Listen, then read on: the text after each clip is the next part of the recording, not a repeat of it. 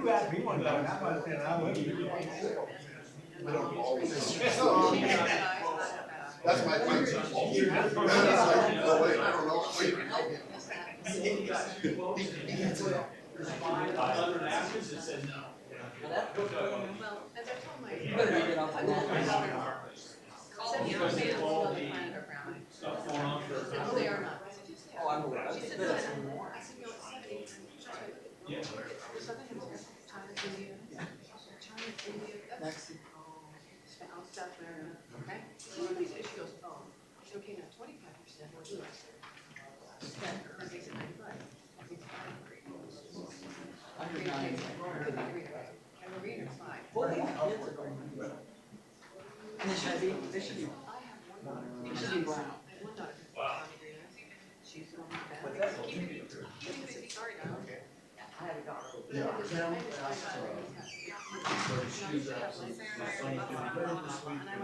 things are. Why don't you have it?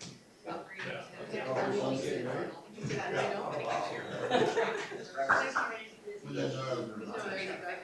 Yes. Okay, never mind. As soon as you get done, it'll be. You know what?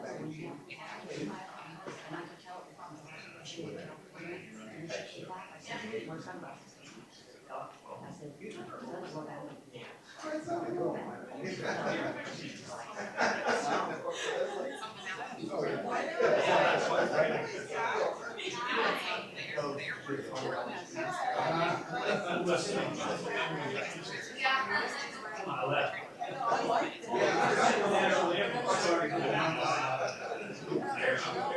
I know. I have one daughter that has.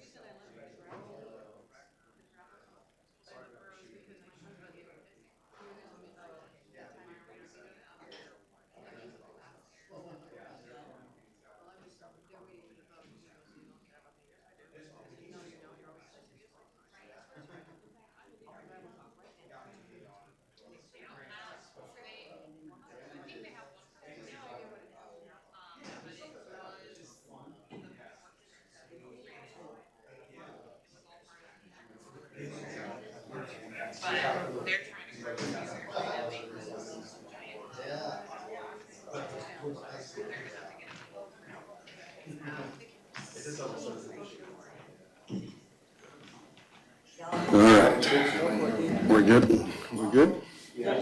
Okay.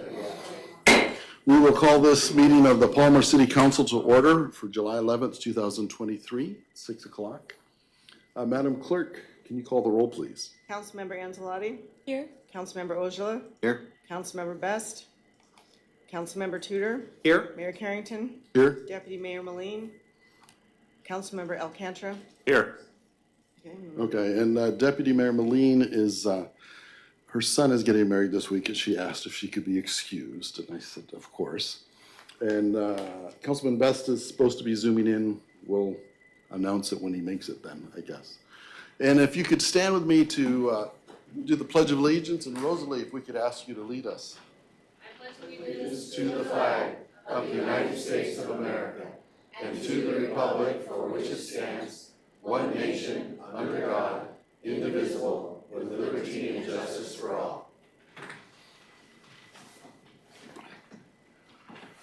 Next is approval of the agenda with the consent agenda, and there's two, I guess we call them introductions. Introduction to set public hearing date of July 25th, 2023 for ordinance number 23-003, expanding the zoning designation public for the use limited to an emergency medical facility building EMS for Track 5, Cedar Hills, Unit Number 2, Phase 1, to include fire and telecommunication services located in Section 29, Township 18 North, Range 2 East, Seward Meridian. And that's just an introduction. We'll actually be addressing it at our next meeting. And also the introduction on set public hearing date of July 25th, 2023 for ordinance number 23-004, which is basically putting on the ballot to the voters about, where is it? About our residential real property exemption for seniors and disabled veterans. And that again will also be taken up at the July 25th meeting. So what's the wishes in the councils for the agenda? Move to approve the agenda, consent agenda, and the two mentioned ordinances. Second. Okay. Madam Clerk, you want to call the roll, please? Councilmember Alcantra? Yes. Mayor Carrington? Yes. Councilmember Tudor? Yes. Councilmember Ojala? Yes. Councilmember Anzalati? Yes. Okay, unanimous. All right, next we have a proclamation recognizing the historical impact of the Valley Hotel and Restaurant. So, we have staff that likes finding good things to proclaim about Palmer.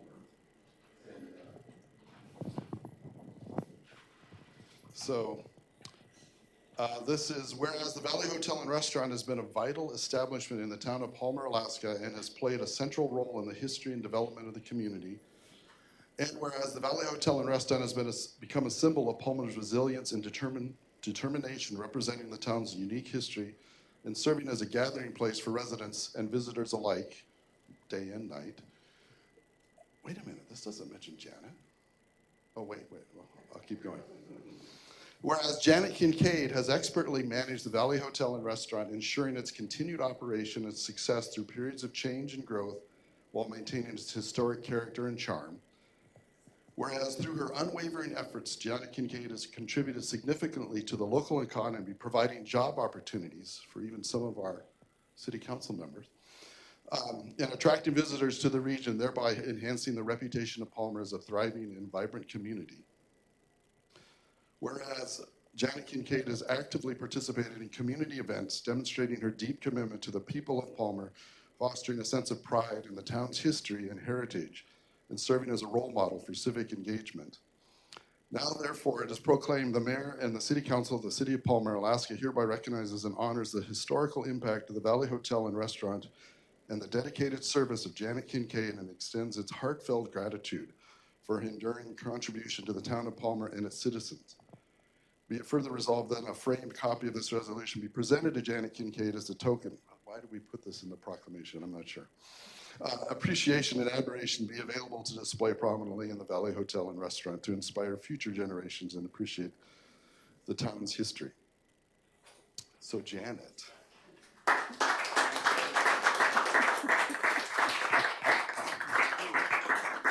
You're welcome. You want to give a speech? Do I get to make a speech? Wow, got all night. No, How's the Valley Hotel? We bought it in 1976. It was built in 1948 by some attorneys from Anchorage. And they had a local partner who dropped out when they decided to have a lounge. So became their private partners. So it's had a lot of history, a lot of fun, and I thank you very much. I'm very honored and very pleased, and it's been a wonderful trip. Turley and my daughter Michelle now owns the hotel and continues to run it, and I think we have 40-some employees, so we still manage to give jobs to people. Thank you.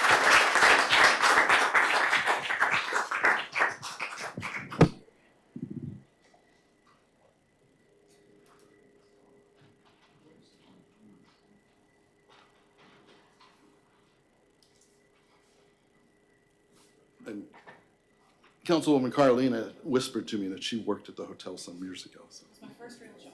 Her first real job. And thank you, Michelle, for owning the hotel now and dragging your mom down too. All right, city manager's report. Yes, just a few brief things. I don't think I mentioned this last meeting, but our new street sweeper has arrived. I'm very proud of that because the streets have never been cleaner. So anytime there's a little mess, we got the right equipment to take care of it. Speaking of a beautiful town, Midsummer Garden Art Fair went off Saturday. Very nice event. Different type of atmosphere than the Friday Flings or Colony Days. So it was a really good turnout, and there's a couple fundraisers I think that were successful. And then also too, the Alaska State Fair has announced and hired a new director named Jeff Curtis coming to our community, and he's from the Portland Rose Festival, which is a pretty big event from what I'm told. And so onward and upward for Alaska State Fair. That is all I have for this evening. All right, anyone on the council have questions of the manager? Okay. Next is the mayor's report. I've got a written report in there, but basically want to remind people that Friday, July 21st, from 3 to 7, we're going to celebrate Palmer downtown. It's Friday Fling, but down by the depot we'll also be doing, traditionally it's called Palmer Pride. Some people get confused. We're celebrating Palmer Pride, however you want to say it. And there'll be hot dogs and kids' activities, etc. So invite people to come down or see me if you want to volunteer. Is there any questions for me? Okay. Next, we have the city clerk's report. Just wanted to make sure the council is aware that the August 8th council meeting will be held on Monday instead of Tuesday, so it will be held on Monday, August 7th at 6 p.m. due to a conflict with the AML conference in Homer. So, yeah, I believe the clerk sent out an email about that. I forgot I was going to mention that, of the AML conference actually overlaps, and so there's a couple of us planning to go, so it would be either I will do the fastest meeting possible on that Tuesday, or we can take it on Monday and take a little more time. All right. No, is there any questions for the clerk? Yes. Councilman Thank Alcantara. you. I guess for the clerk or maybe for the city manager, but is there anything special you have to do notice-wise to let the public know that we're having a meeting on Monday instead of a Tuesday? Just the usual. Just usual. The usual, we're mentioning it now, we'll mention it again at our next meeting, it'll be in the paper, so. City attorney's report. Good evening. I've been working on the MPO project as requested by the council, specifically the questions given to me by the council at our last meeting. I wanted to let everyone know I'll have a written response, which I'll give to the clerk on July 18th, and she'll be sending out to the council, so they will have that in advance for the July 25th meeting. Included in that advance packet, I have the latest drafts for the memorandum of understanding, the operating agreement, and the drafts of the bylaws so far. So the council will be able to have that, several days before the July 25th. So hopefully you'll have a chance to review that. And as always, you, council members reach out to me if you have any questions once that gets put out. I'll be working remotely on the July 25th and August 7th meetings, so I'll be calling in for those, but available as always. And then quick note for the introduction, and we set the public hearing for the ordinance number 23-004. When we had discussed it, it needs to be amended, section 2, which next time, but just wanted to give you a heads up. Right now, it currently says it will be effective immediately. We will amend that. It needs to be amended to say that will be retroactively applied. So it will be effective as of January 1st, 2023, not going forward. And that's everything from me. Is there any questions for the attorney from the council? Okay. All right, next is audience participation. Please, where's the sign in? I was gonna say, please come forward, you can sign in, state your name, and you have 3 minutes per person. And reminder that council meeting rules protect your right to testify and be heard even if others in the room disagree with you. Council meeting rules also ensure that others attending can express their views as if they don't interfere with the rights of others to see and hear the proceedings. At all times, order and decorum will be maintained in keeping with the dignity of the legislative process. And as you might expect, the views expressed are not necessarily those of the city.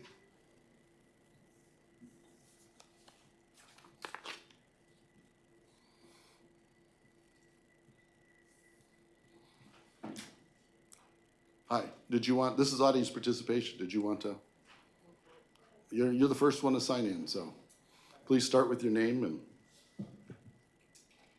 My name is Ralph Gibbs. I'm the Director of Safety and Standardization for Angel Aviation. And I just want to know if it's too late to have public input to Action Memorandum 23-041. If it's not too late, I have some things to say, but if it is too late, I'll go home. Audience participation, you've got 2.5 minutes to say what you want to say. So I sent, thank you, sir. I sent out a brief notice about this particular memorandum on behalf of Angel Aviation. There were some issues with the supply chain to get the beams for the building that has been designed. And so the property has already been leased or is proposed to be leased to another entity on the airport. And I guess we're just asking that that be reconsidered. There were agreements made between Angel Aviation and the previous airport superintendent, and I just believe that that should be looked at more closely. Not pointing fingers, but Angel is still prepared to go forward, again, if it's not too late. And that does conclude my remarks. Thank you. Okay, thank you. And typically we don't actually respond during audience participation. We allow people to have time, but there is something coming up later in the agenda. We may get more of a report from the manager at that time. Are we speaking as a group today? Okay? Yeah. Yep, so I need 5 minutes, please. We are the concerned citizens.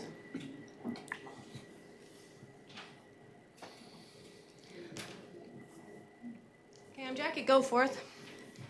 I live in Palmer, just like the new family park is in Palmer.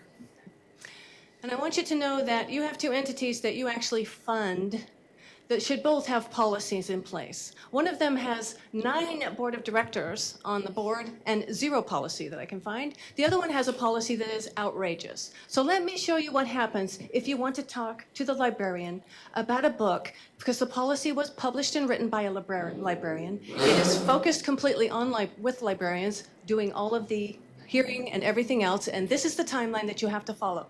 Now, mine originally started in March, but I'm going to go with February, because on February 14th, which was Valentine's Day, Cindy brought to the attention of the council the fact that there was pornography in the children's library. And on the 15th, the roof fell in. Okay? Now, this email was actually sent from one of the assistant librarians on Friday, February 10th. Beth is away from the library for the next several days. She suggested I reach out to you about a book challenge that's unfolding here in Palmer. The book is Let's Talk About It, The Teen's Guide to Sex. We do have a recently updated policy regarding material reconsideration requests. Our consideration policy involves our city council in no way whatsoever. As such, we were confused about how this is unfolding. We're concerned about council members being vocally on board with the book's removal, despite our policy that does not include them in the reconsideration process. Someone is going to approach us about this very soon, and we would like to be prepared as possible. I didn't even find out about the book until March.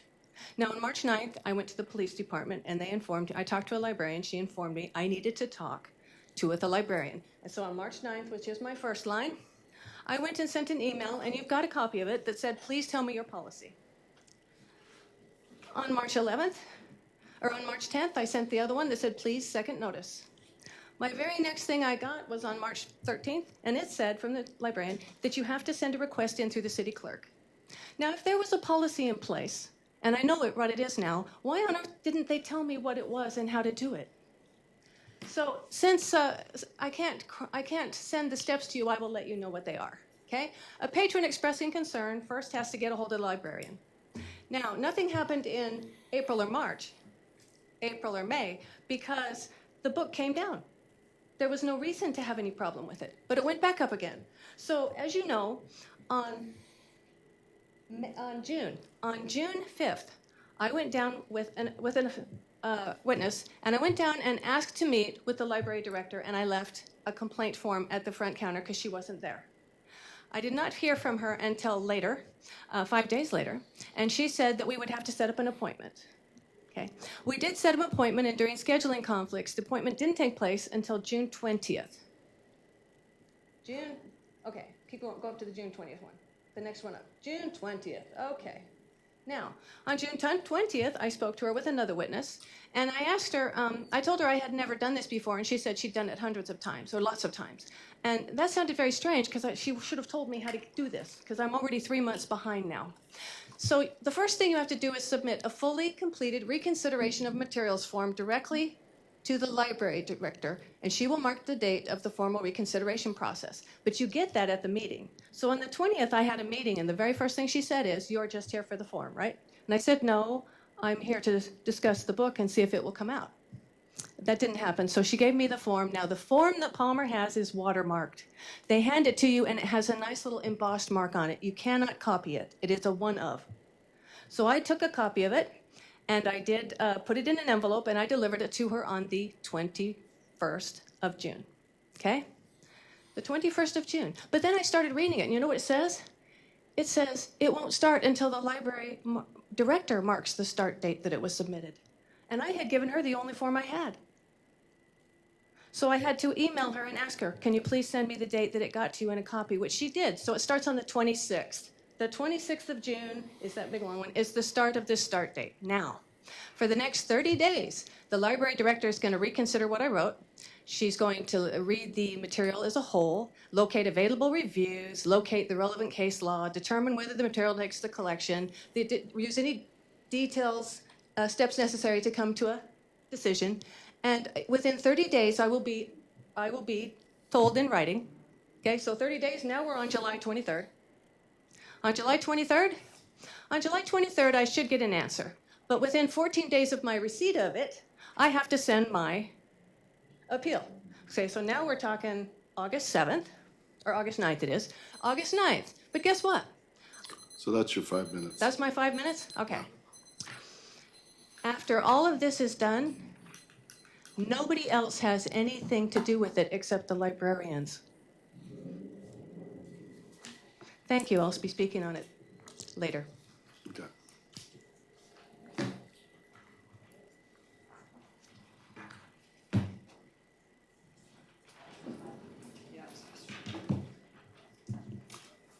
Hello, Mr. Mayor and City Please, Council. please start with your name. Karen Lewis, L-E-W-I-S. I've lived here for almost 40 years. I love Palmer. It's awesome. I love the flowery, beautiful, great food, by the way. I love Palmer.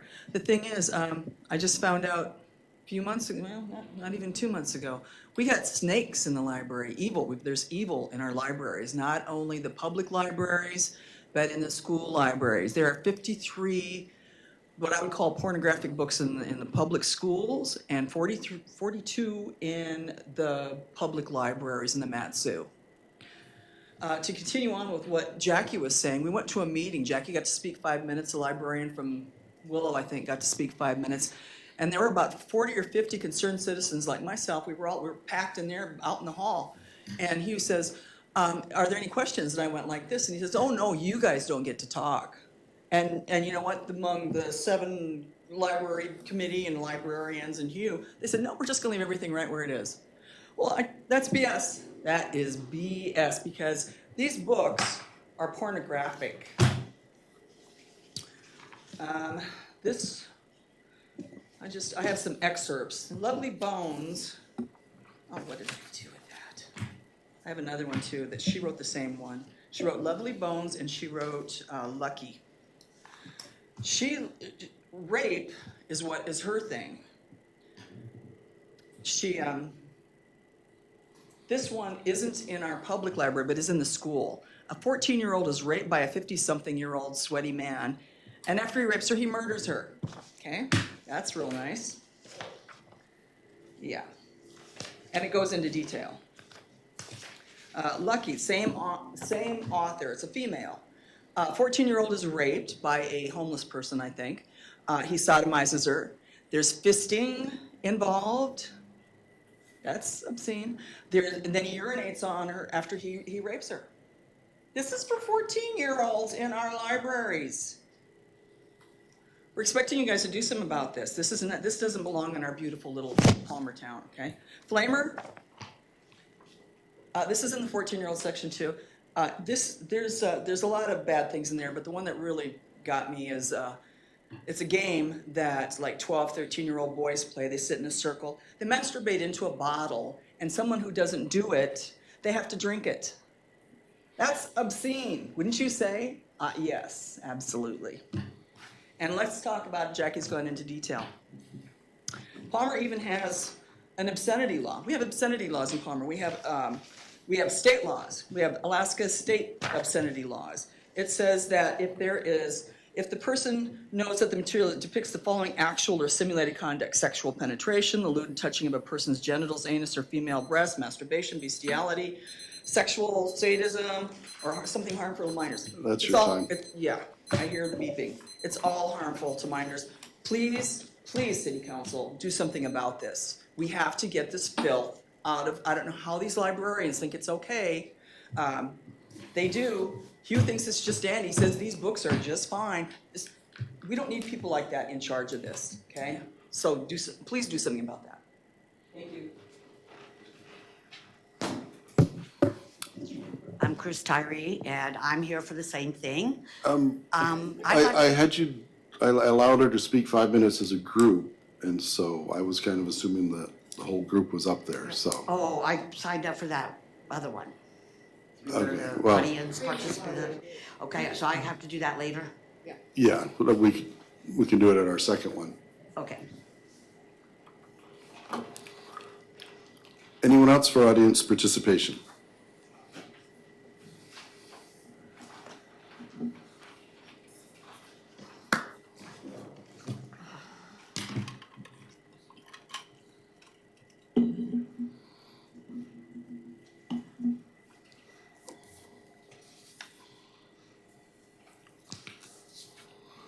Hello, my name is Eric Anderson, and I kind of want to reiterate what Mr. Gibbs was saying about the lease agreement at the airport.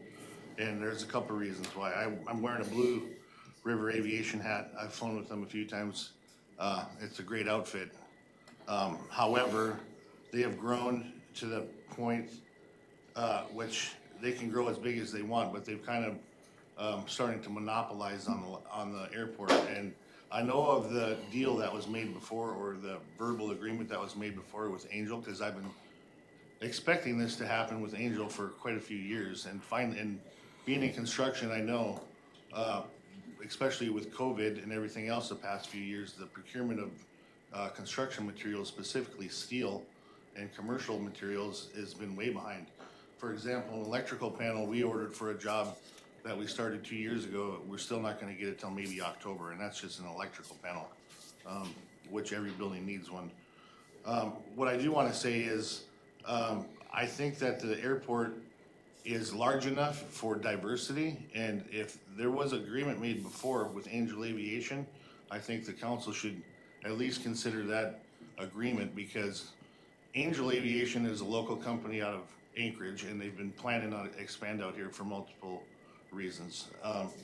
At the same time, I do have a concern with the Blue River Aviation, and my last flight with them was a new pilot, new to the city. He was here 10 days, and he was from the Midwest, and they had him in there training the guys in mountain flying. And fortunately, we kind of stayed to the bowl and didn't cross the mountains, but as any kind of pilot, you know that you want the most experienced people teaching you in the conditions that you're flying in. And I'm not saying they're a bad operation. I was just a little concerned when the guy told me he's fresh out of Minnesota and didn't have any mountain experience. And so I know with Angel Aviation, they're professional. They're not gonna put a guy behind the seat that doesn't at least have 40, maybe 50 hours of flight time in the mountains, first of all. But also, if there was a deal that was made before, which I've heard about it years ago, I think we should still honor that deal. There's still plenty of room there to grow, and I'd hate to see one company monopolize, and then who knows, worst case scenario, they maybe don't make it, and then now we're stuck with trying to lease a property that could have been already leased to somebody else. Thank you.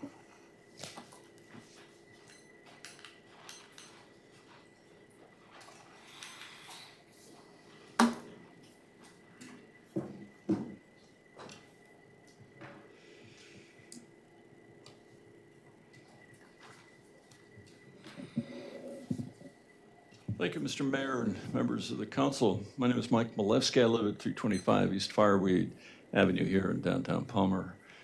I wanted to build upon what the manager spoke about earlier today. This weekend was extraordinary.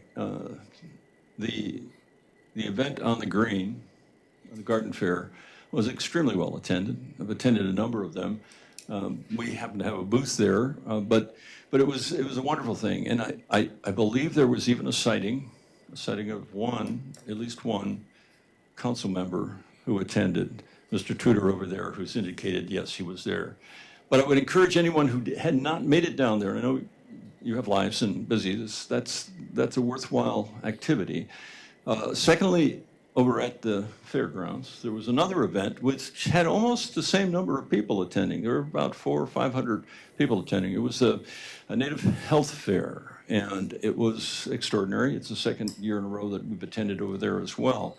All of this was followed, if you were not worn out by either or both of those events, with a wine walk, and maybe a little baseball thrown in from time to time. So extraordinary activities throughout. I wanted to ask, though, a question rhetorically, because you're not going to answer me. Pledge of Allegiance, when was it written? I'm looking at the lawyer because she knows these things, but she can't answer either. 1892. Some of you knew that. And a guy by the name of Bellamy, who was a Baptist minister, wrote it. And it was not made official by an act of Congress until what year? 1942. And the other interesting thing about it, this came up and I had to do the research because a few days ago I would not have known any of this. It has changed over time because the original position was not to have what is accepted now as a hand over your heart, but what was it? Yeah. Right. The manager knows it was something reminiscent of a salute that had been used by the Nazis. Only the hand was up.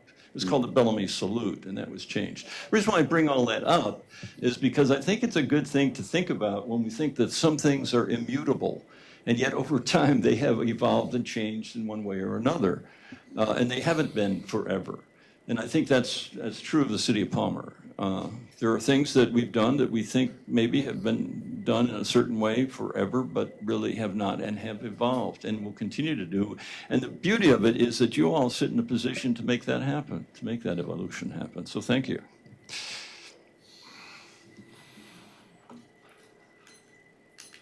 Is there anyone else for audience participation? Okay, we will close audience participation, and I think we'll take a short break because I want to congratulate Janet, and then she doesn't have to stick around for the whole meeting. So let's take a short break.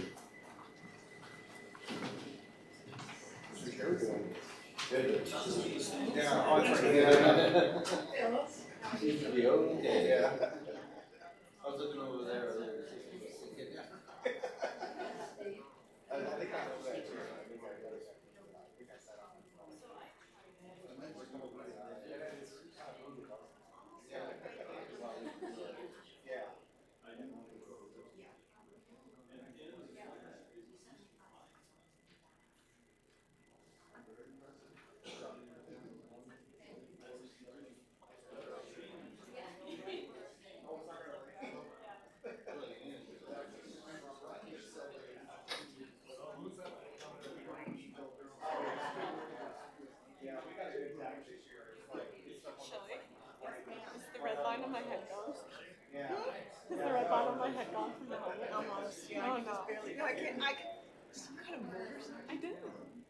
What is it?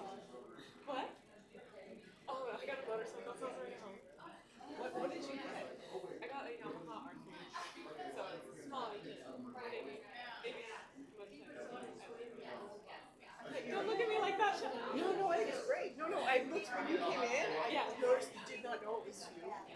You walked in as somebody with the backpack goes left for the mayor's office. I'm like ready to jump out and get it. It's hilarious because I was like, it was funny.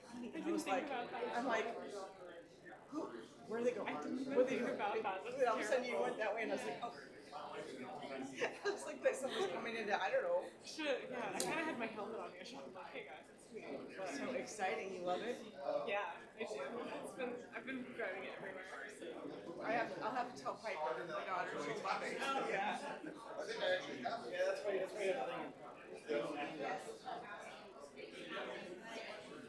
Huh? He asked me to excuse. Just now? Yeah. I tried to log in and it just scrolls around and it says waiting, but it doesn't pop up, like I'm not popping up on the screen. So you can't log in either? No, I can't go in. So I think it's actually a legit thing. I can't get in there, but I don't know why. I don't know. He doesn't have a computer, so not with him. Oh, no, he has his. He's not. He has his iPad. I asked him. He has it. I asked him, I'm sending you an email. Well, and if you get the email up, you can call an audio conference That's what number. I'm saying. That's why I just feel like doing it. You either have to go one way or the other. You don't want to do it. Like, Well, you have to go one way or the other. At the end, it's the end. Okay.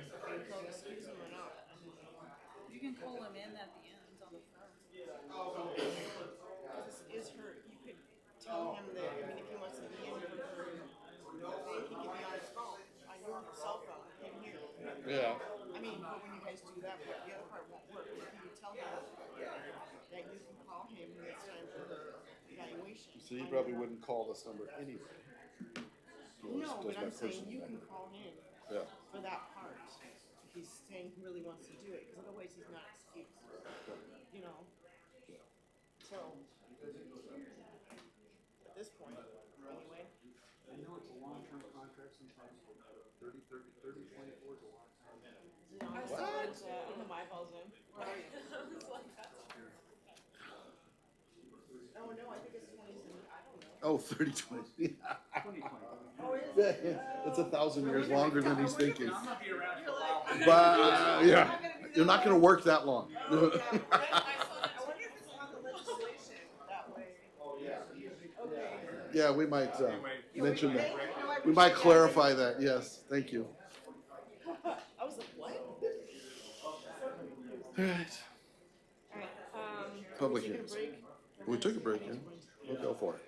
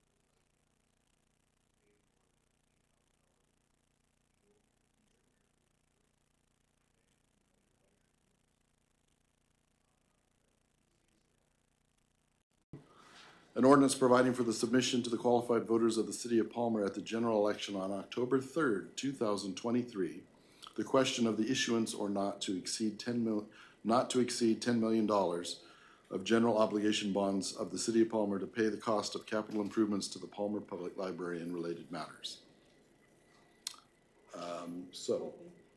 What's up? Are we gonna open? Yeah, we're opening the public hearing. Anyone who wishes to come speak to this ordinance. And basically, this ordinance will put it on the ballot to go before our voters for October 3rd for a regular election. Anyone wishing to speak to that can come forward.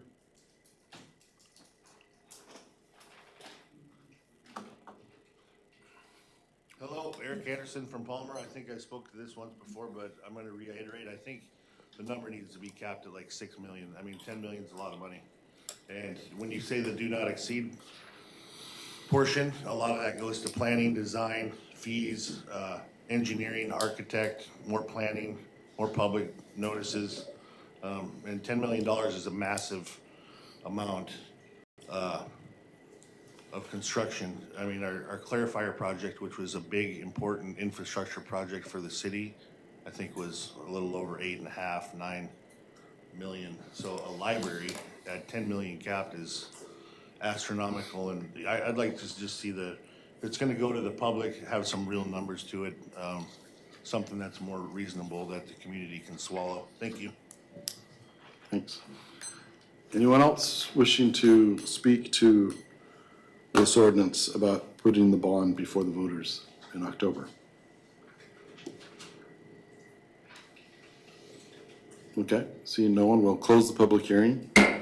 So do we already have this as a motion? Need a motion. Okay, so what is the council's wishes? We need a motion to continue this? Adopt.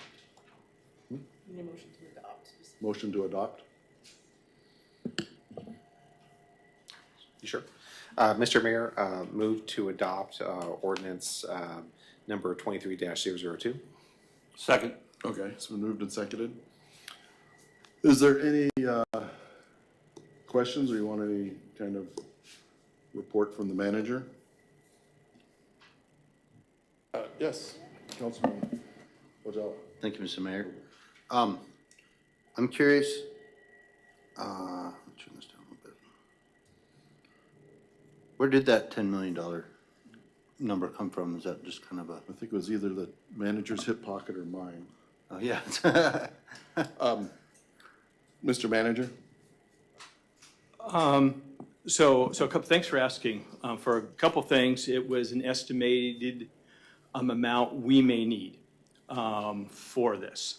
So it was mentioned that we had clarifier project was pretty doggone large. We went to the citizens for $8 million in bond. Just like this, we sought grant funding and we did not take out a bond because we were able to use other funds not to charge the taxpayers for this project. That is our intention here if we can do it. Yeah, 10 million is a lot, but the city of Wasilla 5 years ago built their library for 18, and that was 5 year ago prices. So it's a lot. I mean, any infrastructure right now is a lot. We have potential insurance. In fact, we have insurance, not potential insurance. It's just how much is that going to pay? We have $5 million from our former mayor, Delana Johnson, that got us, and I think that's going to be coming to approval for city council shortly. So those are in the works, but like I said before, this thing could be more than just put it back together, whatever the choice is by city council. So that gives us some options. The city of Palmer has been very, very, very good to its taxpayers. When we don't need to spend it, we don't. And it's been probably 20 years since we've done any type of bonding where we charge back the citizens for that. And just a reminder, it's been 29 years since the city of Palmer has raised either its sales tax or property tax. And through this project, that is my goal, that we keep it that way. We live within our means. Thank you. Okay, Councilman Tudor. Thank you, Mr. Mayor. I just had a question about the insurance, just to kind of clarify things. So my understanding is the insurance coverage payout will be the same regardless of if the building is repaired versus just basically demolished and rebuilt, or am I incorrect on that? I think that is good speculation, although we don't know. So last meeting, you approved Architects Wolf. That's the first thing they're looking at, is looking at what it would cost to repair all the systems in the facility up to current code. And we'll use that basis to negotiate and talk with our insurance company on establishing. And then at that point in time, while we're doing that, it'll come back to city council. Do we just want to repair what we have? Do we want to expand on that? Do we want to do something different?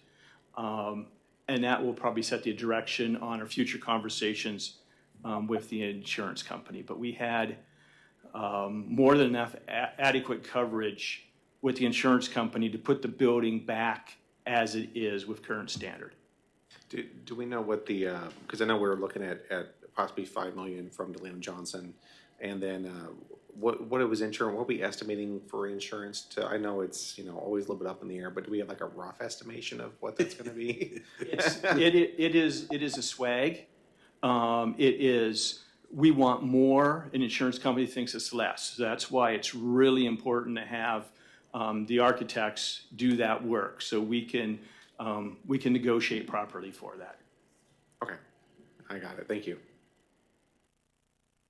And part of this, when, when the roof collapsed, the manager was saying, this is, even if things go quickly, it's still a 2-year project. And so this is to get it before the voters. And to me, it's just in case, because we're still pestering the feds, et cetera, to get more money. Yes, Mr. Manager. So part of and we spoke with the architects. One of the things that will be before it goes to the citizens is they have a good idea what we are asking for and what this may be like. So the materials will be presented. It'll be presented to city council. We will make sure we publicize. So it's just not, hey, we have no idea, just give us the 10 million, let us bond the 10 million. We are really planning to give our citizens, this is what this effort is going to look like, so they can make a good decision. Councilman Alcantra. Yeah, thank you, Mr. Mayor. I actually do feel that with the $5 million we're getting from the state and whatever the insurance piece ends up being, that asking the citizens for this $10 million opening seems a little excessive. And I know it's about $405 on a $300,000 house. That's a lot of money. We're not Anchorage where we can say to people, hey, it's just the price of a pizza or whatever. I mean, we're talking a big deluxe pizza every month for a year to fund this at that 10 million rate. So I would like to amend this ordinance to say $8 million and take that 405 piece down to about 320 for the citizens if they decide to approve it.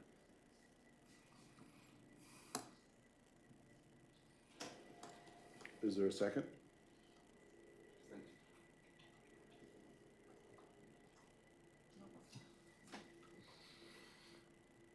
Okay, it doesn't seem to be a second. One thing I've found kind of interesting as we've explored the whole bonding thing is that it's all based off of property tax and what if, and if it goes out, it's the $405, et cetera. The reality is, well over 3/4 of our budget comes through with sales tax money. And so, there's a very minuscule chance that we would ever have to raise property taxes because most of our income's from a different source, but banks are traditional, they don't recognize that. And in my mind, I'm confident that, if it were to fail, that would be a big decision maker for us. But I tend to believe that the citizens of Palmer are going to trust us, and we're going to have a very public process, all the way along. I'll also add that after our meeting with the architect, I went over with the manager. I went with Gary Wolf, the architect, and helped him do the LiDAR, where he was shooting lasers and documenting the entire interior and exterior of the library in its current state. So he's very thorough. I was impressed. All right, is there any other questions? Councilman Alcantra. Mr. Mayor, I appreciate that discussion. I do worry that asking the citizens for such a large amount will also potentially handcuff us into going out and getting money from other sources when they say, because this is only 2.5 months from now. When they say, oh, well, you got bonding authority for 10 million, so why do you need any money from us? I worry that hurts us in the legislature next year, hurts us in other potential funding sources. So I didn't think taking it down 2 million would hurt the project, and I guess I'll just have to be a no vote on this. Okay. Any other questions or discussion? Councilman Tudor. Mr. Mayor, thank you. Regarding Councilman Alcantra's point, which is is there concern where if we do, let's say we ask for 20 million, just throw a number out there, making something up, would that hurt us as opposed to if it was 2 million?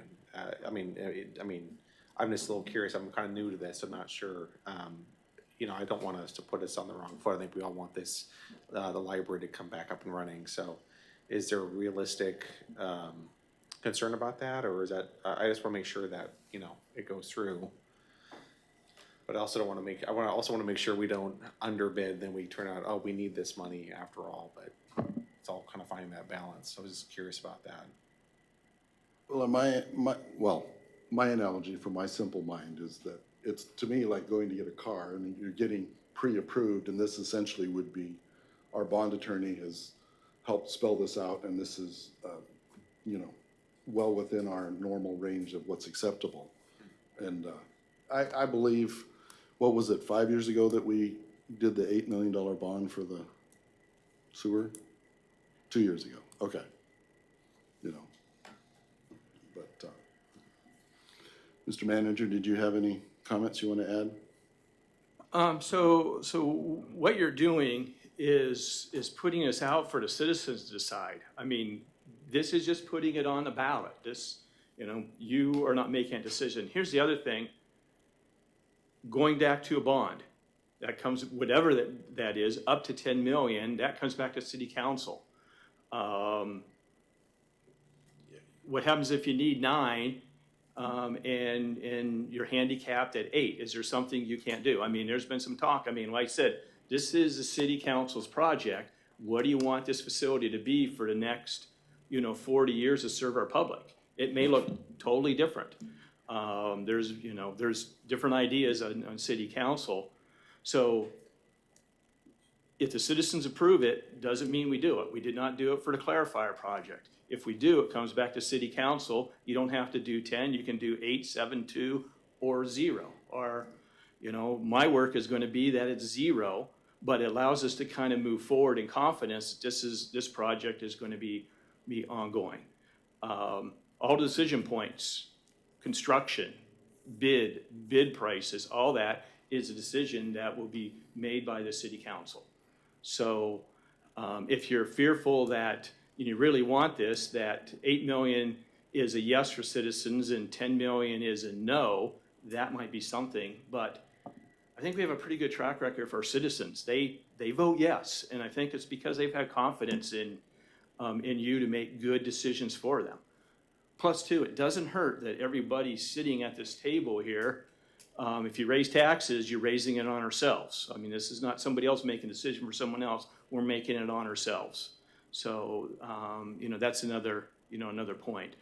But I would like to move forward with the bond. I think it's necessary as a backstop, and we will work not to use it.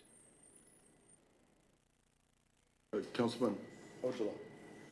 Thank you, Mr. Mayor. I can definitely, I can agree with Councilman Alcantara about the amount. It does seem like a lot. But also, I don't know if you guys have been to the grocery store lately. A lot disappears pretty quick. So I would be concerned about kneecapping the project a little bit by underbidding it. And I think it's important to remember that just because we say $10 million, that's the top level. If we don't need that, if we only need 2 million, then that's all we're gonna take. It's not like we're gonna take 10 million anyways and spend it, and I hope not anyway, so. All right, that's all I gotta say, thank you. Councilman Alcantara. Well, I'll just say in answer to Councilmember Tudor's question, 39 years ago into Juneau, it concerns me. And I think the fact that the matter is that you make it difficult for our state lawmakers when they say, when January rolls around and they say, hey, your citizens already approved 10 million, why do you need to come to us for any additional funding? I know there's a lot of work that went in to get us this 5 million this year. I do think that if we say 8 and it ends up being 9, we have a $7 million fund balance we can dip into if we want to, have electronic trash cans or, some different artwork or some other things that increases the number. I just think this number is a big round number, a little bit too big when it gets into 8 digits instead of 7. And that's why I just can't support it at this number. I understand the wag and the simplistic, hey, let's just make it 10 million so we can go out, and if we only have to spend 2 or 4, hey, that's great. I understand everything's coming back to council. I don't like this number. I don't like an 8-digit number, and I can't support it.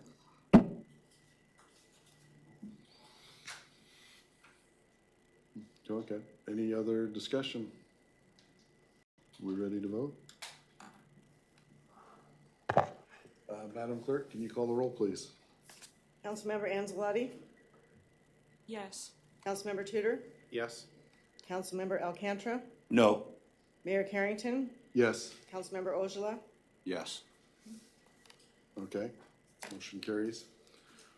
Next, we have resolution number 23-022, accepting and appropriating the FFY 2023 State of Alaska High Visibility Enforcement DUI Events Grant 405D FA in the amount of $15,680 to be used for DUI enforcement activities by the Palmer Police Department.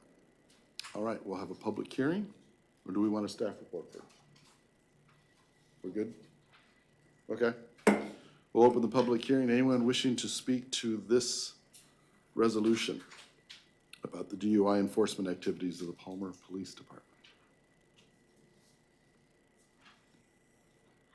Nobody coming forward, so we will close the public hearing. What's the wishes of the council for resolution number 23-022? Move to approve. Second? Moved and seconded. Is there any questions, any discussion? Councilman Ojala. Thank you, Mr. Mayor. I guess, is it too late? Does the chief want to speak about this, or is it too late for that? Manager, you want to drag your chief up Would here? Mr. Moosey like to invite? Yes, The chief, we may be if he good at wishes. this thing, Thank so you. yes, speak to it.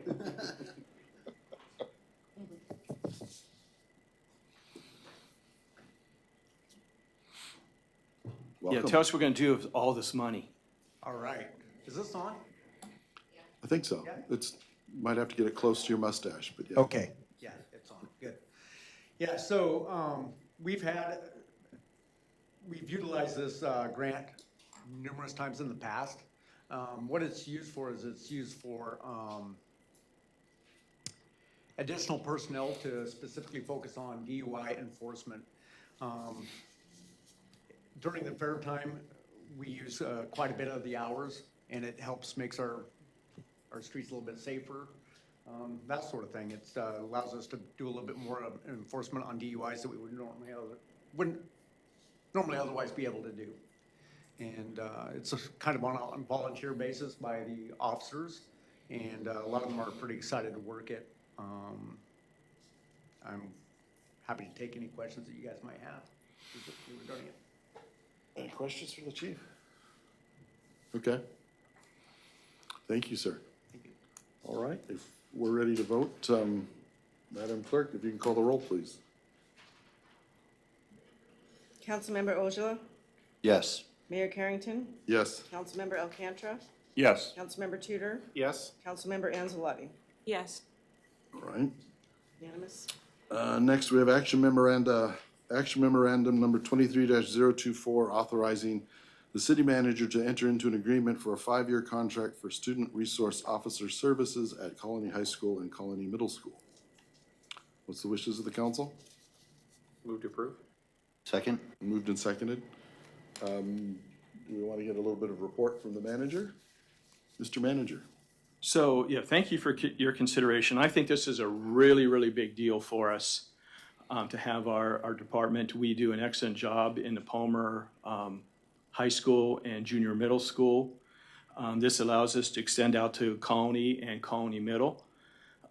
They have been a relationship with the City of Wasilla, but the City of Wasilla has pulled in and out numerous times. And this has changed because more of our costs will be covered, up to 75% of our costs, total costs, just not officers, will be covered. And it's 5 years, not 3. So we can plan on buying equipment. It'll help our influence, but as our world gets more difficult and less safe, I feel very glad we can partner with the school district to provide an officer. We have an excellent team. We have somebody already out for training. So I would very much like you to say yes. School district wants us to say yes. And, you know, I think the good work our police department has done in the past has really kind of led to this. And we have an outstanding resource officer in the Palmer schools. I think that really kind of also gives people some confidence. I mean, that gentleman who serves there is outstanding and has really been a huge part of the educational system with the relationship he has with the kids. And plus two, I believe Scottish Highland Games, now he's insinuated himself in that with the air-conditioned attire. So, Mr. Manager, how is this being funded? 75% is total funding by the school district. We are picking up to 25%, but that will kind of lead into having an extra officer for summer, which we know is really active here in our town and it's been an issue. And also too, really helps out the fair.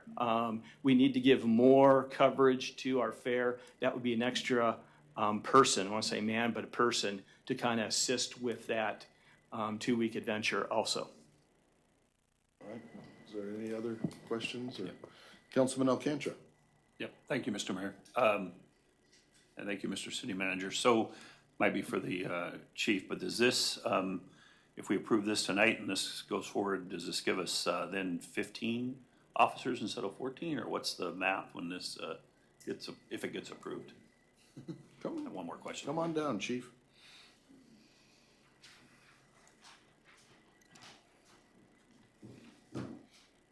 So I believe this will give us 16 total, and then, if my math is right, either 16 or 17, I would have to look at our org chart again, and I don't have that with me right now. But the intent is to put someone over there and then backfill that position, so, yes. And then follow up. Go ahead. Chief Shelton, is this officer who will serve at Colony High, is it very similar to the officer at Palmer High where the same individual stays at the school for 9 months straight versus a revolving door of folks going in there? Is that kind of how this works?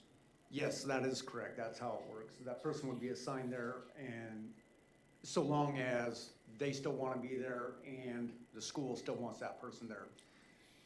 As with any job, sometimes you put someone in there and there's kind of a square peg in a round hole, and we want to make sure that we got somebody that's the right fit. And we think we've done a really good job of selecting a person to go over there, and we think they're going to be an awesome fit. And so long as that's the case, they will remain there.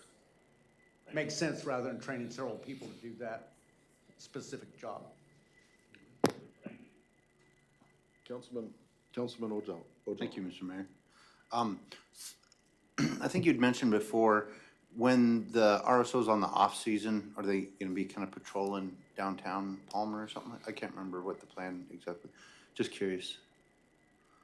Yeah, so there's some iterative things that we utilize them for in the summer, which is why the 75-25 kind of comes into play. So basically when the school is in session, they're at school. Whether it's spring break or Christmas break, they come back and they're at the PD, or they utilize their vacation during that time. In the summer, they're utilized on patrol, investigations, bike patrol, hopefully. Yeah. We should be getting our bikes soon. So, and both Keith Barkwood, who is our SRO over at Palmer High, and the new person, should this be approved, are both very excited about bike patrol as well. And foot patrol in the downtown area, excuse me. That's all. Thank you. Any other questions or discussion? Oh, yes. I guess Councilman O'Donnell. I'll just say one more thing, that Officer Barkwood is a very excellent officer, and I think you've done very well placing him there. And I think he's a very good asset to the community, and I look forward to hopefully having one placed in Colony. I think that'll be very valuable. Thank you. Thank you, I concur. Mr. Manager. If the city council approves this, we'll be coming at a later time to request an additional body that will still have to be authorized by the city council to backfill the person who'll be leaving and going to Colony schools. That will come at a later time. Right. All right, we're ready to vote. Madam Clerk, if you can call the roll, please. Mayor Carrington? Yes. Councilmember Alcantara? Yes. Councilmember Tudor? Yes? Councilmember Anzalati? Yes. Councilmember Ojala? Yes. Okay, unanimous. Unanimous, okay. Next, we have action memorandum number 23-040, authorizing the city manager to purchase insurance coverage for the period of July 1, 2023 through June 30th. I believe that should be 2024, per the premium quote submitted by the city's insurance broker, Combs Insurance. What's the wishes of the council? Move to approve? Second? All right, moved and seconded. Is there any questions or discussions on this? Councilman Tudor. Thank you, Mr. Mayor. I just had a question about the prior year to the current year, 2022, 2023 versus 2023 to 2024's insurance coverage. I just noticed that our total insured values went up significantly, especially mobile equipment. I was just curious about that because it's led to a really massive increase in our premiums. So I was just hoping to get some clarification on that. Mr. Manager. Yes, thank you for noticing. Mr. Michael Combs here can address that, but the issue is when you have significant damage to a library, we had significant damage to our water tank with the windstorms, and we have a flood with a line break, all in the same general 12-month area. Multi-millions insurance company usually looks to recover a little bit of what they pay out. So, Mr. Combs, can you kind of give an update to my city council regarding this? Also, Welcome, too, he's sir. going to express the challenges on actually getting insurance for us at this time. Yeah, we did quite a bit of marketing this year, which I don't know if it's been done in the past as much, but we did this year. We went out back to the Alaska Municipal League and approached them for renewal coverage. We also went to Alaska National, we went to Humane Insurance Company, we went to Liberty Mutual, we went to all the major markets. It's turned out the Alaska PEI. I'm so sorry to interrupt. Would you mind moving the mic just a bit closer? So thank you so much. Yeah, very good. APEI still came in with the better numbers on this. The actual loss ratio for the city has been 200% over the last 5 years. So every dollar taken in is paid out too, as far as claims. So the claims record, it's hard to beat a company down when we've got a bad record going. So what we've done is, as far as the increase in the values, they increased the premium. They increased the values on all property 15% this year due to construction costs. Normally they've been increasing it 3 to 4%, sometimes 5%. This year was a 15% increase and a 30% increase in the premium costs. That's a nationwide problem right now. We hear about the wildfires in California, and does that affect us? Yeah, it does. We hear about the floods and the tornadoes down in Florida, and does that affect our premiums? Yes, it does. Because what happens is insurance companies buy insurance. It's called reinsurance coverage. So we have a primary policy through the APEI of $500,000 in coverage. They then buy coverage from about 20 different insurance companies that layer up to $200 million in coverage to cover the entire group. The city of Palmer has their own limit of coverage, but it's every one of those layers, the cost has gone up and up and up. And it's also happened with general liability coverage. Workers' comp has been the only one that hasn't had a really big hit. It's one of the few, even though our record's not all that great. We went up 8 to 10% in claims expense this year, but those premiums have stayed pretty level. It's one of the only ones that we've had any bright moments out there. I don't expect this to change next year either. I would expect probably another 10 to 12% increase in the values of all across the board on our values of our property. And when we start getting bids in on what it's going to cost to do a new library, I think we'll see what the costs are for building new buildings right now.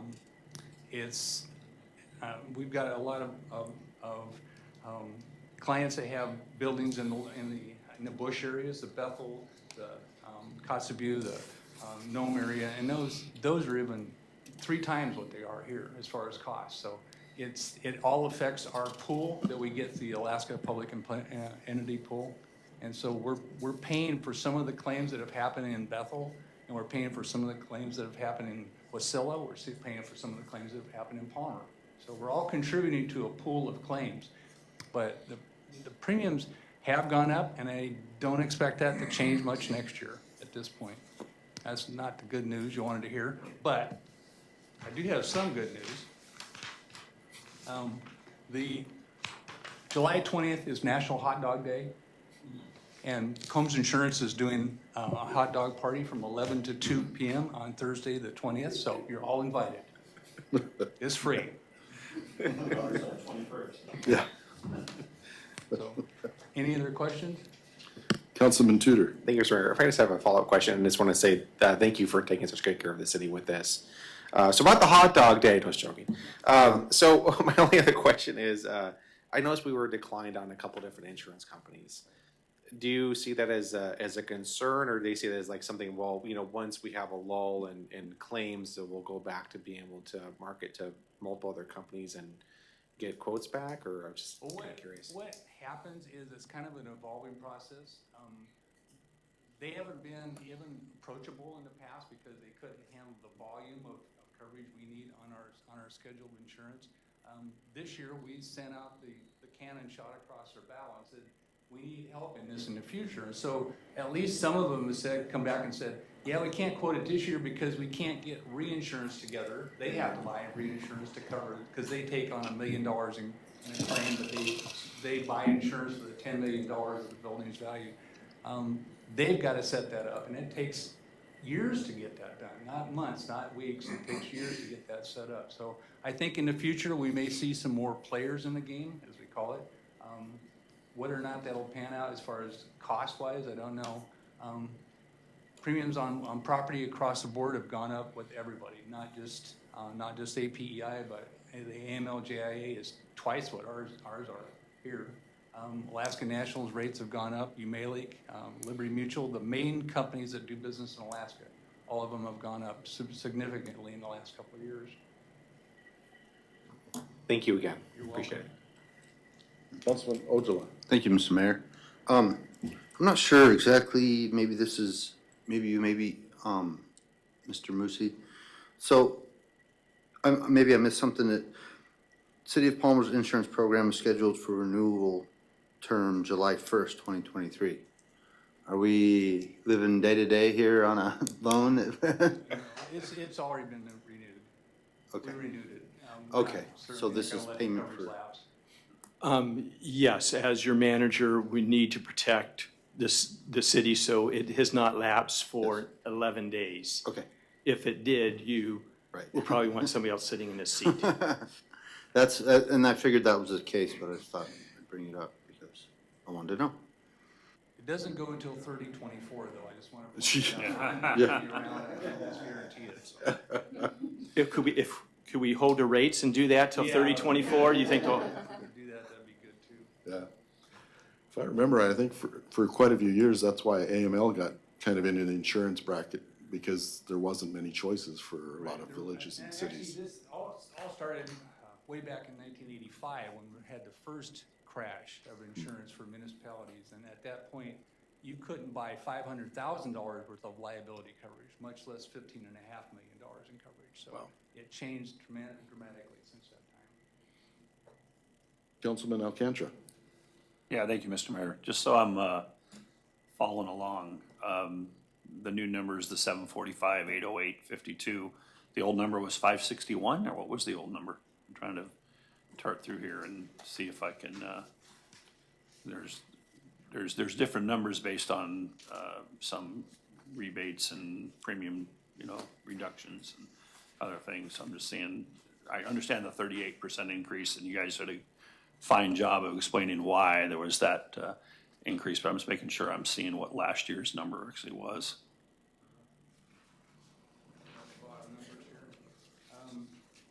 The actual total cost for AP through the APEI program, including our broker fee, was $755,446. That's the number that came forward. Last year, last year was $561,437. And the bulk of that, if you look at the premium, it went from property mobile equipment went up to $320,000 from $150,000. So the bulk of that did come from the property side. Okay. That was where the biggest change in premium was. And you'll see a gross premium and a net premium information in here. The premiums come into us at 11.5% commission. That's deducted, and the net premium is what's billed to the city, because we're on a broker fee basis instead of commission. I will just follow up by saying I do like when the insurance company owner can literally run here in 2 minutes from his office. So thank you. All right. I think we're done with questions. Okay. Thank you very much, Mr. Combs. You're welcome. So, I think we're ready to vote. Madam Clerk, if you can call the roll, please. Councilmember Tudor, Yes? Councilmember Anzalati, Yes. Councilmember Alcantara, Yes. Mayor Carrington, Yes. Councilmember Ojala, Yes. unanimous. All right. Next, we have action memorandum number 23-041, authorizing the city manager to negotiate and execute a new lease agreement with the Blue River Aviation LLC on Palmer Municipal Airport Lot 25A, Block 3, for the purposes of maintaining a flight school operation to include an office building, aircraft hangar, and tie downs. What's the wishes of the council? Mr. Mayor, move to approve. Okay. Is there a second? Second. There's a second? Okay. Do we want a staff report? Yes, please. Mr. Manager? Yes, I'm going to have Rosalie Kelly come and address this lease proposal. Rosalie, just deal with this, and then if we have to deal with that, let's hold off on that.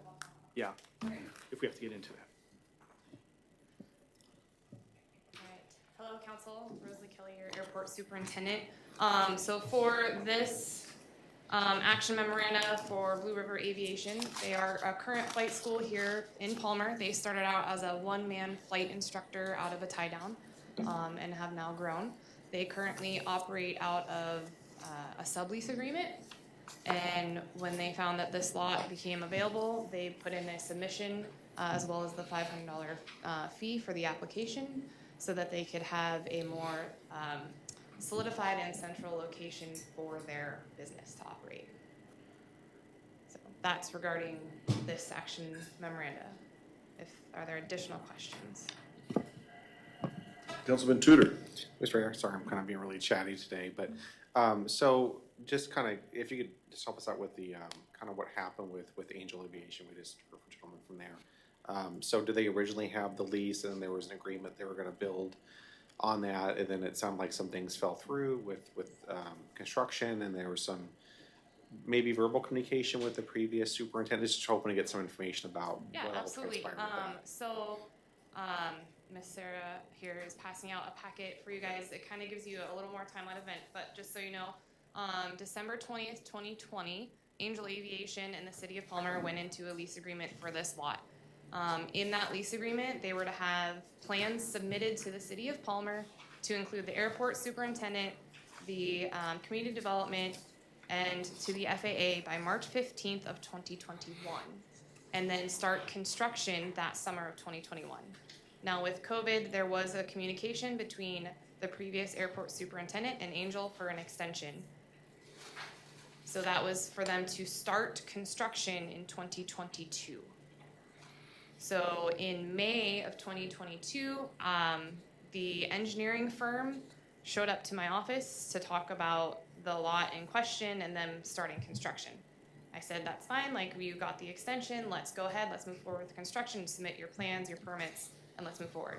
And then nothing was submitted, no communication from Angel Aviation. I contacted them again throughout the summer, and there was no communication back. I've also checked with the community development office.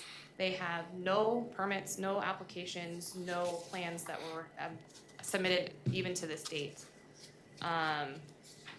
So per the two separate terms of their lease agreement, and you can see that on the fourth page of your packet, section 2.2, plans and specifications, as well as 2.7, commencement of construction, and then the completion even, we have 2.8, was to be done by June 30th of 2022.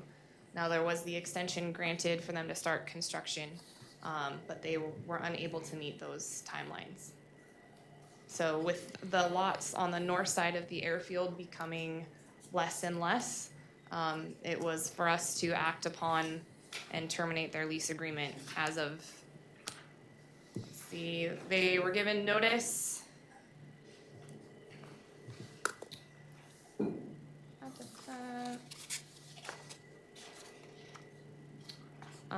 Termination letter was issued on 4/24 to Angel Aviation, noting that their agreement would then be canceled on May 24th.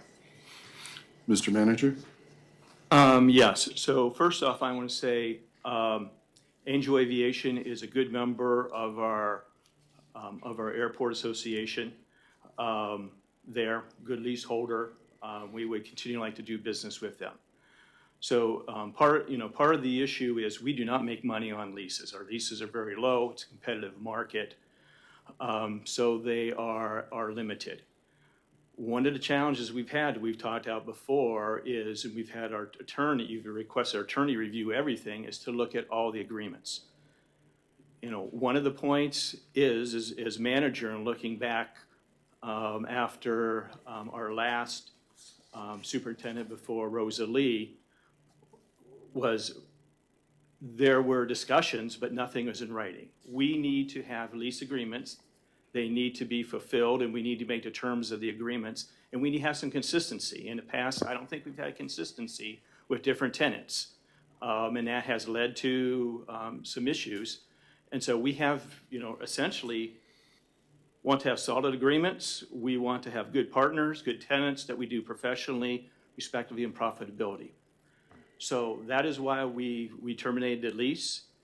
We did not see any effort or work being done or contract back with our thing. However, we are under construction. There are being new lease lots. They certainly can apply for other opportunities at our airport. But I think we need to be accountable for our own agreements, and there was, I believe, 2 extensions to this, and then silence with us reaching out, trying to get the information, find out what's going on. From my understanding, Mr. Gibbs he appealed to me about extending that. I responded back to him. I believe he's also appealed to the Aviation Commission. They have chosen not to recommend any change in our action, and so he's here tonight. So please note, we value Angel Aviation. There's other opportunities, but we really need to be accountable to ourselves to meet the standards of the agreements that we sign. Councilman Ojala. Thank you, Mr. Mayor. I guess my question would be to Sarah Heath. What is your opinion on this? Do you feel that they defaulted? Yes, so I actually drafted the termination agreement, as well as I've been working with Rosalie for the last several months to review all of our leases at the airport and to make sure that we have business accountable standards. So it's a very clearly defined, there are timeframes written in the contract, just like any other contract.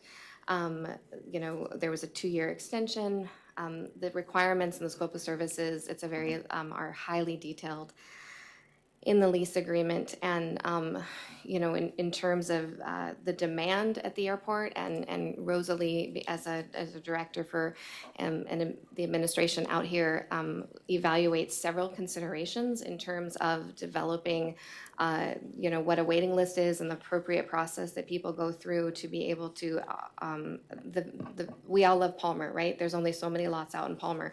So it is legally unfair to give preference to one and then not grant it to another. We just can't do that as a professional operating. We need uniform standards across the board. There are other opportunities. There's a wait list and an application process, as well as operating agreements that have to be approved for all businesses. So Rosalie has done a fantastic, shout out to her, job unifying everything and making sure it's a uniformly, and there's been no favoritism granted to individuals. Thank you. I just want to try to be clear that there was mention of like a verbal agreement or a handshake agreement for an extension that was during COVID. So basically that was all honored, correct? Correct. So, okay. So, Councilman Alcantara. Yeah, thank you, Mr. Mayor. I'm having just a little bit of heartburn with, a 35-page lease, which admittedly hadn't gotten through to page 124 of our packet. And the things that have happened here really over the last month. I see things really in May and I guess the last 2 months. And then finally a email from Mr. Gibbs last Friday I was able to read. So I don't have much success at this, but I would like to move to postpone this until the July 25th meeting. And I mean, all we really have to do is change our dates in the lease from July 15th to July 30th. It's a 35-page document with 6 more pages handed to us, plus it's a 25-year lease. There's a lot of things there that make me a little bit nervous. So I could speak to, if I may, Yes, go Mayor, ahead. to the lease itself. This is a 25-year lease that includes the standards that we equitably put across the board. In terms of the legalities, the lease is terminated. There is no active lease.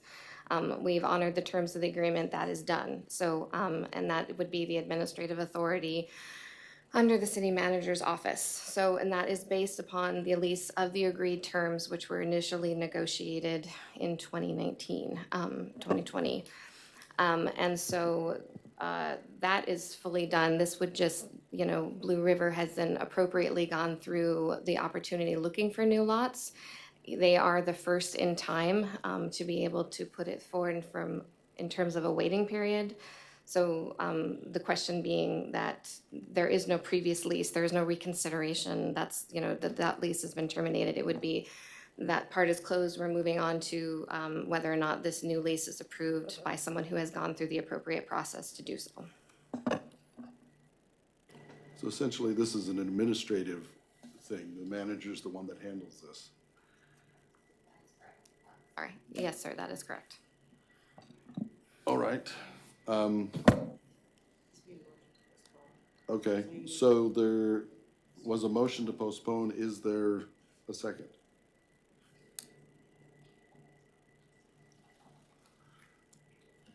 Okay, not a second. I was a little slow. Sorry, Mr. Mayor.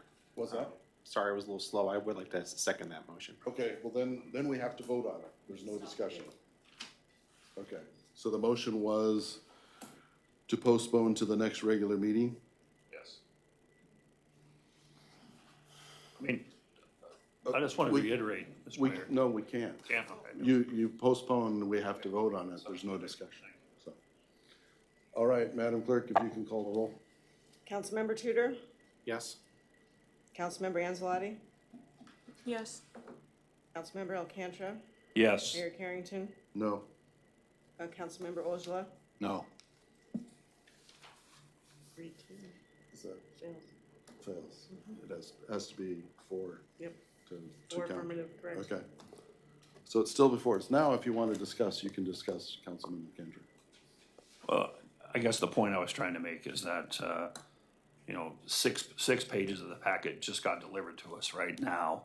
We didn't really, I understand it being an administrative thing. I'm not trying to get in the way of what Mr. Moosey and staff are trying to accomplish. It just, is this $6,760 of revenue per year? Is that what this is, this lease? 6,000, I believe. Oh, I thought that was a question for you. I'm sorry. Whoever the manager wants to answer. That would be the. Go ahead, sir. Okay. Yeah, can I just flip to that? Well- The actual, I believe it's 6,000 a year. It's based upon a square footage. Yeah, it's 6760, but I thought you had this thing, right? I think so. It should be a very. So I just come up with that number out of my head. Yes. Yeah, I mean, I knew the number. I was just trying to get some reiteration of it. That is correct. But is it per annually? Yes. Thank you. Councilman Ojala. Thank you, Mr. Mayor. I guess, yeah, I was a little confused by that too, because it says total amount of funds listed in this legislation is $6,760. It doesn't say per year. Yeah. So if you just look at this, I'd go, oh, I'm getting a 25-year lease for $6,760. But, so, I mean, that, I'm sure that's not the case, but that's kind of the way it reads. So I don't know if we need to fix that or not. That's all I gotta say. Well, there's clarification. Mr. Manager, we might try to do that in the future of put Yes, but slash it's annual. for this specific budget, specific year, that's this why year. it's 1 year listed. Okay. Yes.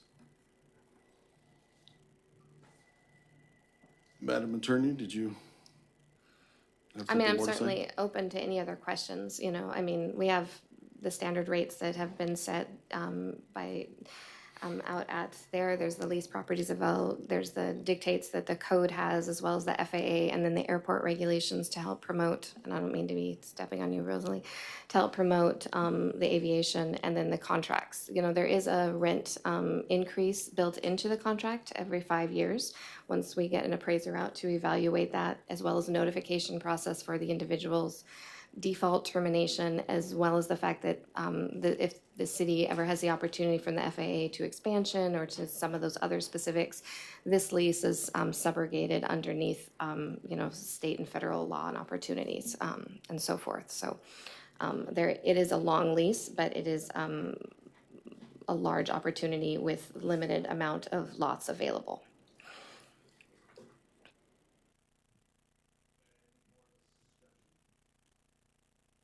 If there's limited number of lots available, why enter into such a long-term lease? Why enter into a 25-year lease if it's a hot commodity? Because each of the businesses are coming in and investing significant dollars on the lease.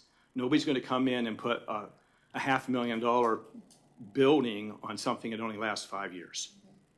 And if I may speak to that, historically too, every lease out there is a minimum of 25 years with, that began, I believe, with New Horizons as one of the first out there in the late 70s when we were looking through those pieces. So they're 25-year leases with one 20-year extension, so it's a total of 45 years opportunity offered to them. And the average investments is in the millions of these locations that for between the hangars and the other equipment and buildings put on, improvements put on the land. So code, we have specific requirements for leases in our Palmer code, and they have minimum amounts that need to be given before they're even considered. All right. Councilwoman Anzalati. Thank you, Mr. Mayor. I was trying to find this on the lease here, but may I ask what happens to the structure that currently stands on that lot? Is it transferred to the new? There's currently no structure on this lot. It is raw land. So it was a part gravel, part grass. And for that gravel part, this lot also does have kind of a trick to it. There is a water line that runs 30 feet in the lot. So it does become a tricky building to make sure we maintain that easement placement for this. And so that's another part where we're trying to work with the Blue River, and we've worked with Angel to make sure that all of those are withheld. Thank you.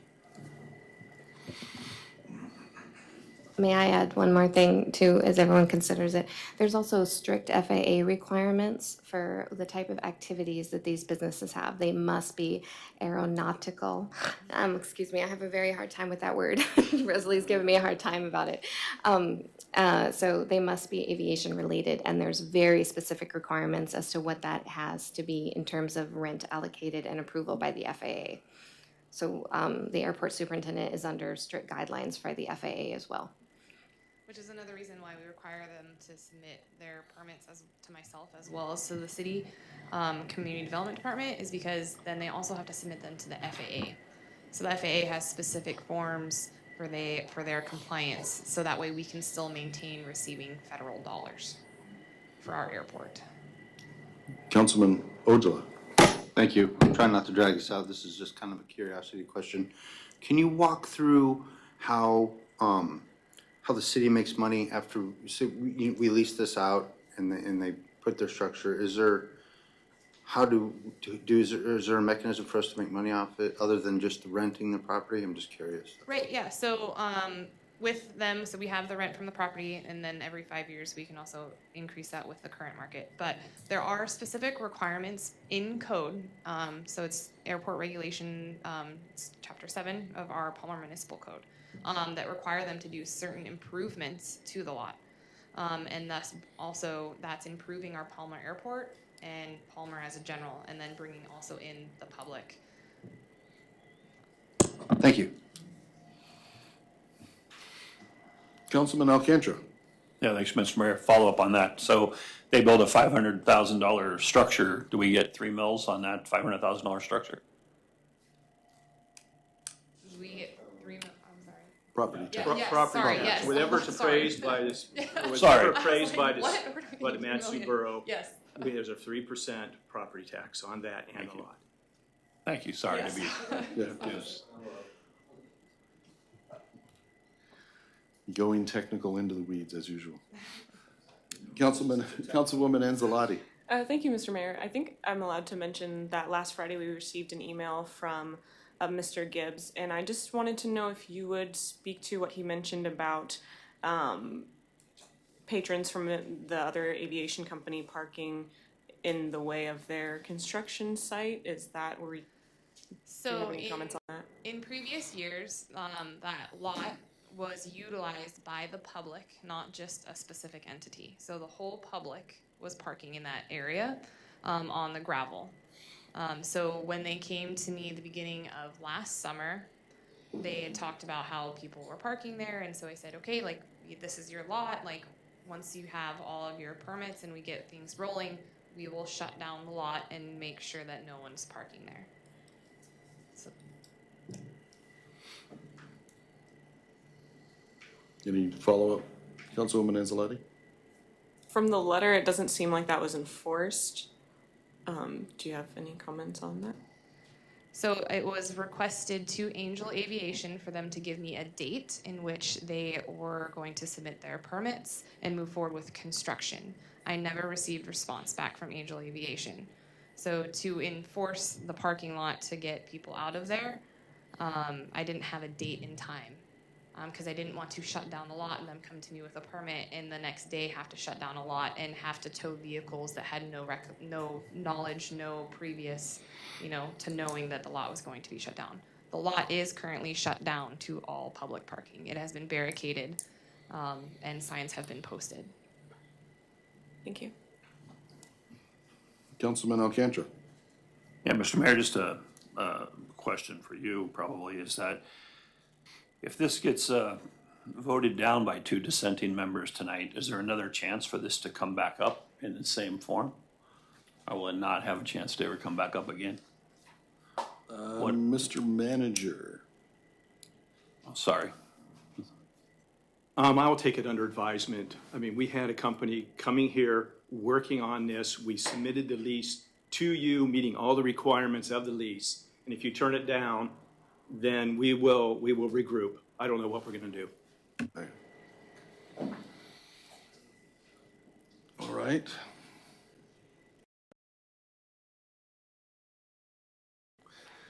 Madam Clerk, if you can call the roll, please. Councilmember Ojala, Yes. Mayor Carrington, Yes. Councilmember Alcantara, Pass. what did he say? Pass. You can't pass. I can come back around to the end? Yeah, I can. No.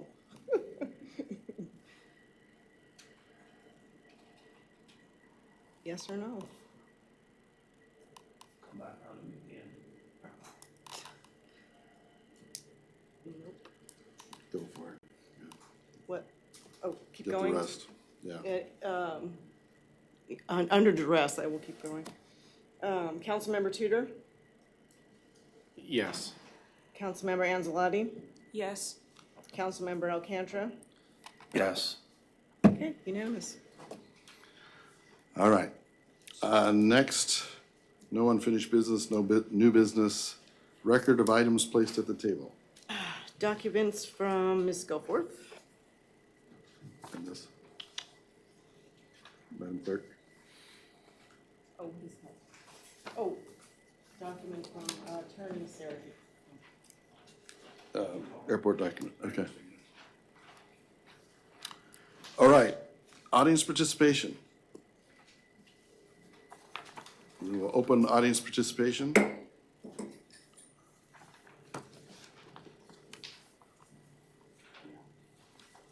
Anyone wishing? I'm Chris Tyree, Okay. and I'm here about the porn books and stuff. I have written to 100 to maybe 150 people that I have sent all this stuff to, including representatives in Juneau, and it's really sad because not one person has said, let's keep the kids innocent. Let's stop this pornography for the kids. No, what happens to people that work for the government? Why is it that they are afraid to put their life on the line to say no to something? Nobody wants to do that when they work for the government. Everybody wants to just get along and be friends and pat each other on the back, and we forget the people. And it's really frustrating when the people come talk to everybody, because it's the people paying for all of this. Why should we pay for pornography for children? It's horrible. And did you hear what some of these people were doing at the parade in New York and in Seattle? We are trans, and we are here for your children. They're purposely doing this to the children. And why nobody in the government is standing up for the children, I don't understand. Not one person. And they've seen the naked pictures of these cartoon pictures. It's just frustrating. And one other thing I would like to say about him saying about changes. What's happened, the changes are there's no more morals, values, or ethics with people. Thank you.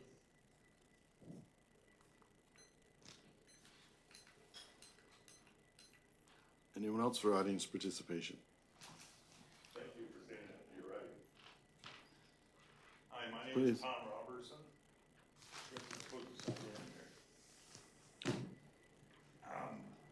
I have two plaques here tonight that are basically pictures. One of them for our good city mayor, and the other one for our police chief back there. He doesn't know I'm going to do this either.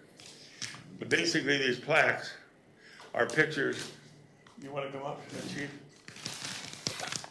Like I said, he doesn't know I'm going to do this, so he kind of caught him on surprise here. Don't worry, you know, we're not going to frisk you for it.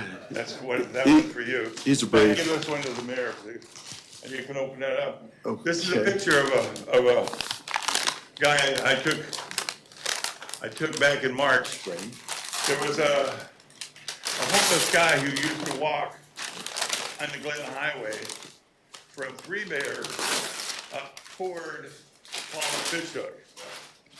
And because there was so much snow in the road, he didn't have a sidewalk or I'll say a shoulder. There's no bike trail, but anyways, to walk on. And he'd be walking in the road with dark clothes. And as I go up to Marsh Road where I live, all of a sudden you see him and you swerve out of the way, hoping to God you don't hit him. And it was that scary. And so I got him that yellow jacket. I asked the police if they would chase him down and give him that jacket. I don't know if they put the fear of God in it and we had to wear it or what, but he's wearing it. Still wears it, as far as I know. Anyways, I think that represents the Palmer, especially not only the police, but the city's here attitude, a professional attitude, and we want to be proactive and not wait till somebody gets hit or killed. We want to be ahead of the game here. We want to make sure the accident did not happen. And in this case, there was no accident. Well, I don't know where he is now, but anyways, he made it through the winter, and thank God. And again, it's the professionalism we want to maintain here in the city.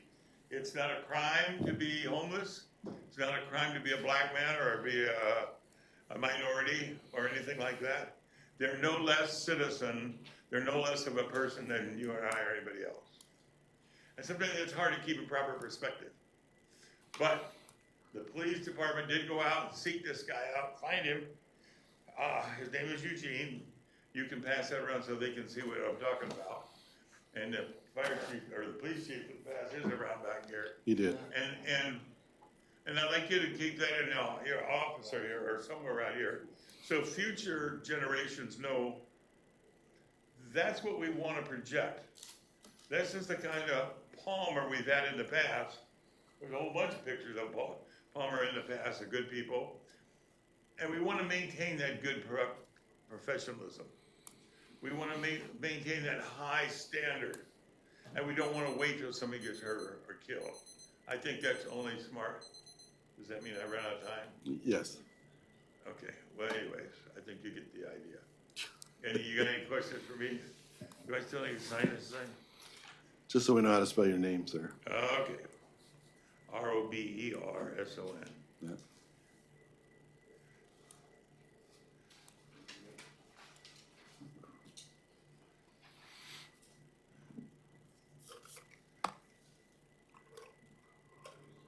Sorry, I'm a slow writer here. Thank you for your help. And again, I hope you thank the police chief and his workers for having such a positive mental attitude. A lot of police wouldn't do that. My brother was a cop in DC, he wouldn't. I'm not bragging about that, that's just a shame. That's the way it is.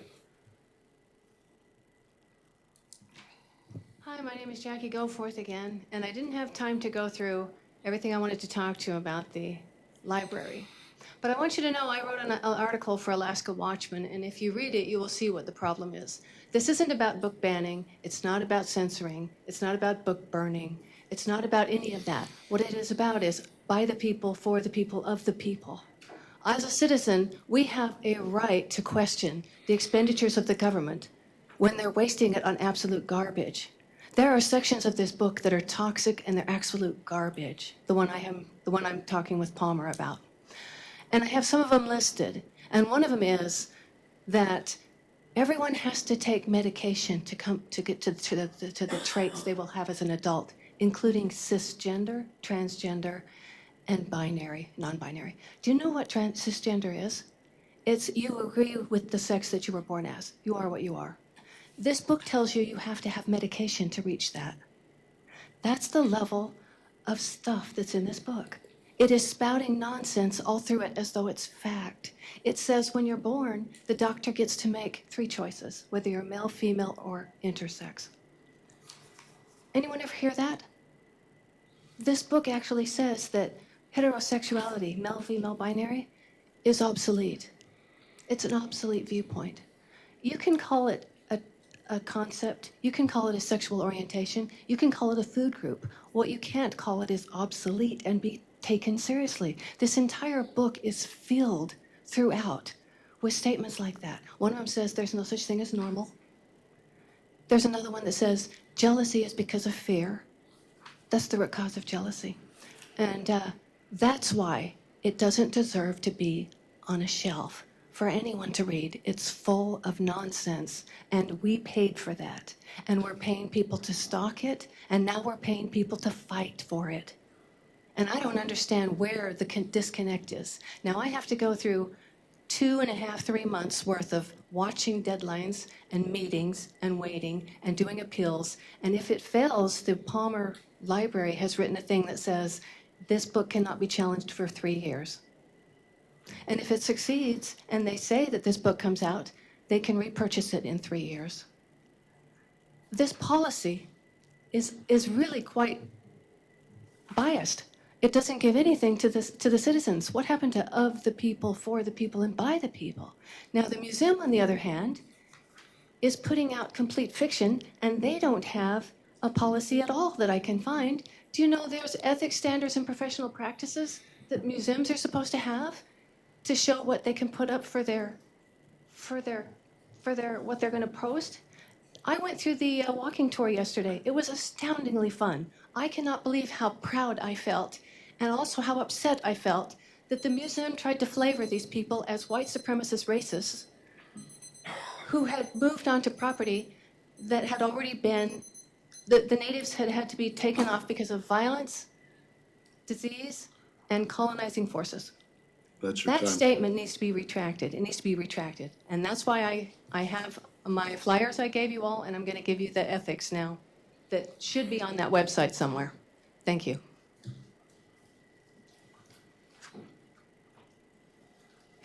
Is there anyone else for audience participation?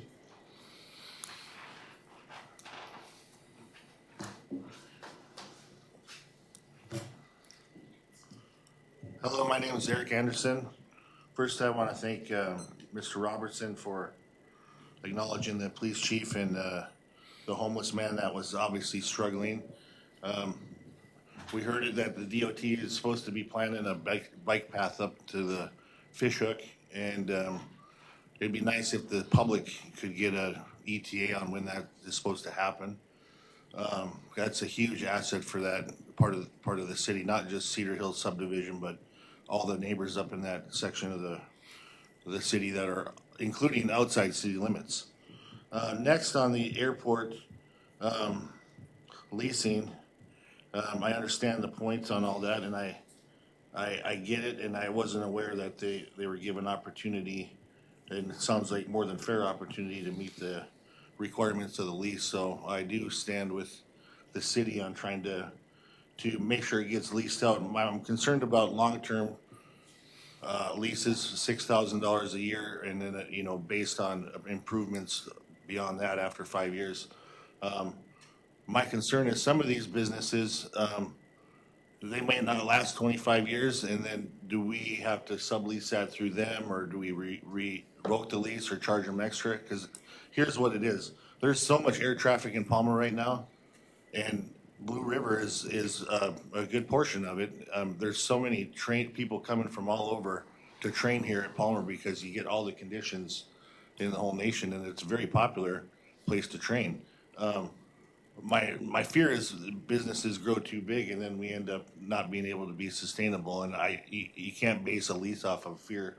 But when I think about the demand and the supply, the cost of flying, I would like to see the leases actually be raised more per year. I mean, that's $600 for the chunk of land. I'd like to get in on some of that per month, and I'll improve it, and I'll pay the rent. But you can't find that type of land around here, so it is a premium, and I think you guys should ask the premium. Anybody in their right mind that wants to operate an aviation business, Palmer is the place to do it right now. And I don't want to scare anybody, but if it gets any more busier, we're going to have the FAA out here wanting to move in with the controlled tower, and that's not what the locals want.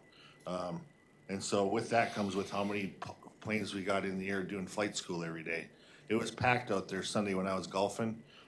If I was flying in the pattern, I would have parked it once and left, because it was airplanes coming from every direction like bees coming to the honey.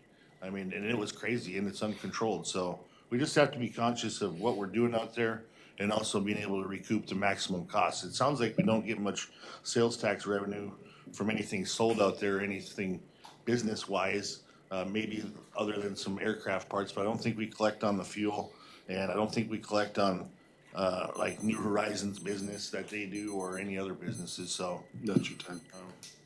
It's a revenue stream. We just need to maximize it. Thank you. Anyone else for audience participation? No? All right, we'll close audience participation. Next, we have a executive session. So we need a motion to enter into executive session for subjects that tend to prejudice the reputation and character of any person, the city attorney evaluation. Move to approve executive session. Thanks. Second? Okay, moved and seconded as stated. Madam Clerk, if you could call the roll. Councilmember Anzalotti? Yes. Councilmember Ojala? Yes. Councilmember Tudor? Yes. Mayor Carrington? Yes. Councilmember Best? Excuse me. No, not him, whoops. Councilmember Alcantara, sorry. Yes. I didn't cross that off yet. All right. We'll take a break to clear the room, et cetera.